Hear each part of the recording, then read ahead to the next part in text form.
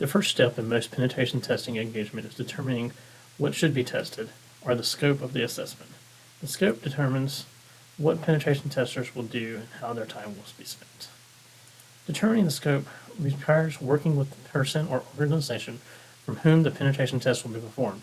Testers need to understand all of the following: why the test is being performed, whether for specific requirements such as compliance or business needs are driving the test, what systems, networks, or services should be tested and when, what information can and cannot be accessed during the test, what the rules of engagement for the test are, what techniques are permitted or forbidden, and to whom the final report is presented. A good example of some of these can be found at pentest.standard.org. There are quite a few ways to categorize and describe assessments, but it helps to have some broad categories to sort them into as you consider types of assessments. You may find it useful to think of them in categories like goals-based objectives or objective-based assessments are conducted for specific reasons. Examples include validation of a new security design, testing an application or services infrastructure before it enters production, and assessing the security of an organization that has recently been acquired. There's compliance-based assessments, which are designed around the compliance objectives of a law, standard, or other guidance, and may require engaging a specific provider or assessor that is certified to perform that assessment. And there are red team assessments, which are typically more targeted than normal penetration tests. Red teams attempt to act like an attacker, attacking sensitive data or systems with the goal of acquiring data and access. Unlike the other types of penetration tests, red team assessments are not intended to provide details of all the security flaws a target has. This means that red team assessments are unlikely to provide a complete view of flaws in the environment, but they can be very useful as a security exercise to train incident responders or to help validate security designs and practices. Once the type of assessment is known, one of the first things to decide about a penetration test is how much knowledge testers will have about the environment. Here are the three typical classifications used to describe these. You have known environment tests, sometimes called white box or crystal box, since you can see everything inside of it. Our full knowledge tests are performed with the full knowledge of the underlying technology, configurations, and settings that make up the target. Testers are usually given information such as network diagrams, list of systems and IP network ranges, and even credentials to the systems they are testing. Known environment tests allow effective testing of systems without requiring testers to spend time identifying targets and determining which of them they may allow a way in. This means that known environmental test is often more complete because the testers can get to every system, service, or other target that is in scope and will have credentials and other materials that will allow them to be tested. Of course, since testers can see everything inside an environment, they may not provide an accurate view of what an external attacker would see, and controls that would have been effective against most attackers may be bypassed. Then we have unknown environment tests, sometimes called black box or zero knowledge tests. These are intended to replicate what an attacker would encounter from the outside on the real world. Testers are not provided with access to or information about an environment, and instead they must gather information, discover vulnerabilities, and make their way through an infrastructure or system as an attacker would. This can be very time-consuming for a penetration tester, but it can better reveal what vulnerabilities might be exploited by someone starting with nothing. It can also help provide a reasonable, accurate assessment of how secure the target is against an attacker of similar or lesser knowledge.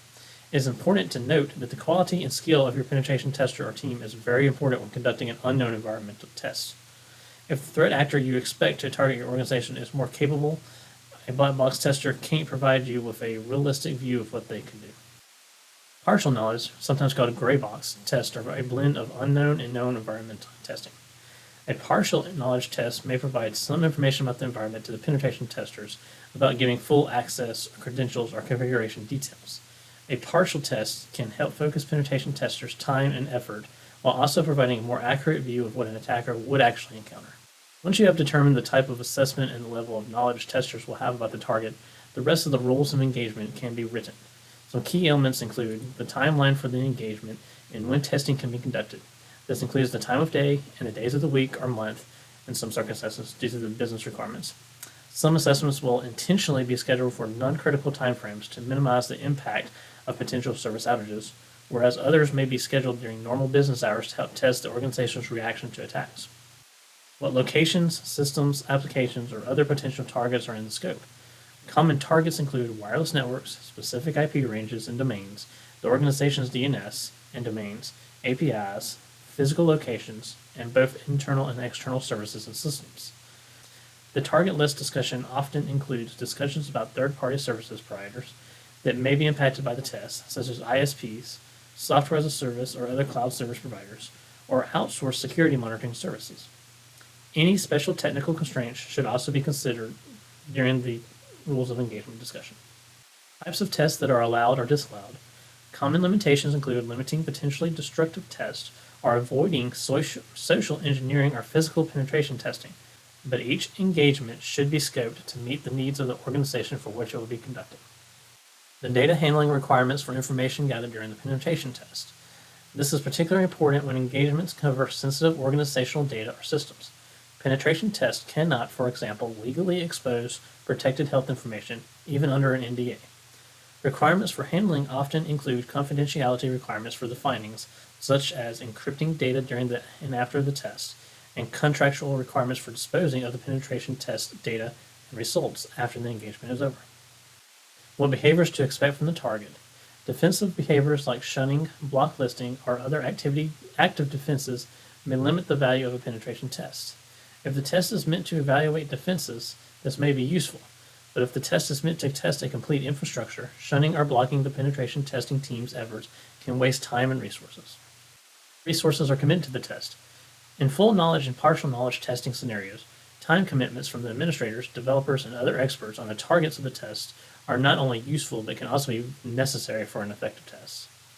Legal concerns. Such concerns should also be addressed, including a synopsis of any regulatory concerns affecting the target organization, pen test, tool restrictions due to local or national laws, any remote locations, and any service providers who will be in the scope of the test. When and how communications will occur.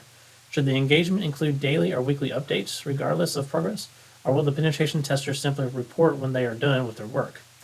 Who to contact in case of particular events.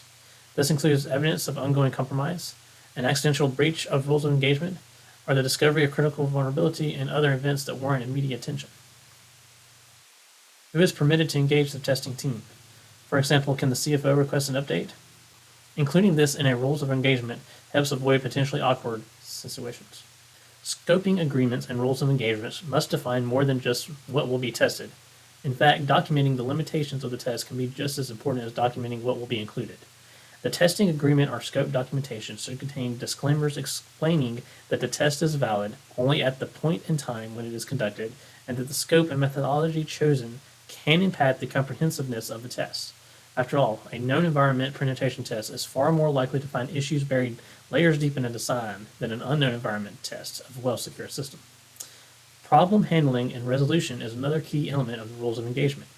Although penetration testers and clients always hope that the test will run smoothly and won't cause any disruption, testing systems and services, particularly in a production environment, using actual attack and exploit tools, can cause outages and other problems. In those cases, having a clearly defined communication, notification, and escalation path on both sides of the engagement can help minimize downtime and other issues for the target organization. Penetration testers should carefully document the responsibilities and limitations of liability and ensure that clients know what could go wrong and that both sides agree on how it should be handled. This ensures that both the known and the unknown impacts of the test can be addressed appropriately.